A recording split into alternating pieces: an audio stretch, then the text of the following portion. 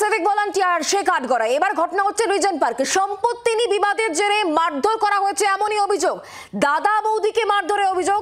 অভিযুক্ত civic volunteer Regent park থানায় ইতিমধ্যে অভিযোগও দায়ের করা হয়েছে বলে খবর পাওয়া যাচ্ছে। যিনি রক্ষক, আইনের রক্ষক, তিনিই ভক্ষক, এই প্রশ্ন বারবার ঘুরে ফিরে আসছে। কারণ সিভিক ভলান্টিয়ারের দাদাগিরি বারবার সামনে আসছে।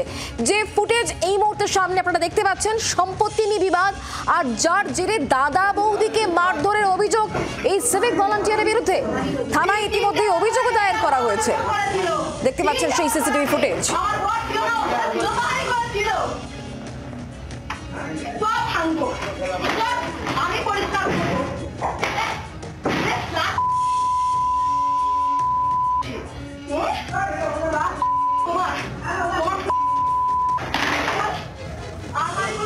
আমরা বিষয় নিয়ে আরো জানবো, কথা বলবো। আমাদের সঙ্গে বিক্রম দাস রয়েছেন, আমাদের প্রতিনিধি সরাসরি। বিক্রম, সিভিক ভলান্টিয়ারের বিরুদ্ধে আবারও অভিযোগ, এক্ষেত্রে অভিযোগ ঠিক কি এবং পুলিশ এখনো পর্যন্ত কোনো ব্যবস্থা কি নিয়েছে? কারণ ইতিমধ্যেই থানায় অভিযোগ দায়ের করা হয়েছে।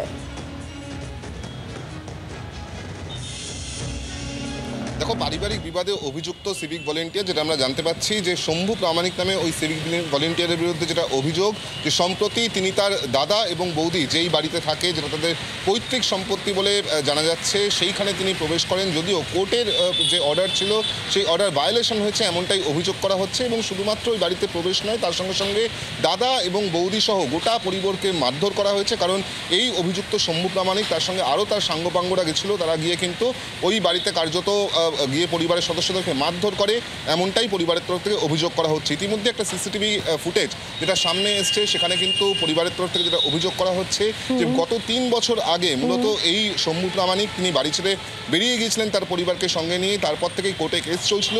আচমকাই গত কয়েকদিন আগে তিনি ওই বাড়িতে আসেন, কার্যত গ্রিল কেটে ওই বাড়ির মধ্যে প্রবেশ করেন এবং তারপর তার দাদা এবং বৌদি সহ অন্যান্য পরিবারের সদস্যদেরকে মারধর করা হয়েছে, এমনটাই অভিযোগ করা হয়েছে রিজেন্ট পার্ক থানায়। নজর রাখো। ধন্যবাদ। বাংলার আওয়াজ, বাঙালির আবেগ, জি 24 ঘন্টা।